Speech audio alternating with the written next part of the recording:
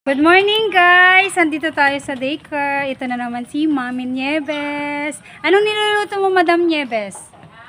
Aros kaldo po na may itlog at manok. Yan, sarap. Ayan po, oh, madaming manok niya. Oh. Marami pong sahog. Siguradong mabubusog na naman yung ating mga kids. May ano po yan, Madam? May malagkit? Meron po konti. Yan. Masarap yung egg caldo pag marami. May sahog na malagkit. Ayan. Ano po masasabi niyo, Madam? Para kanino kayo lumalaban at bumabangon, Madam? Para sa mga anak po namin. Para magkaroon sila. Mabigyan namin sila ng magandang kinabukasan. Ayun. Dapat talaga may inspirasyon tayo sa araw-araw, di ba?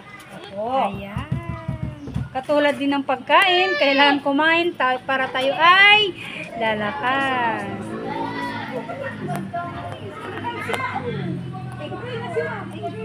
Diba? Sarap guys. Konting-konti na lang maluluto na ito. Bye-bye. Thank you. Thanks for watching guys.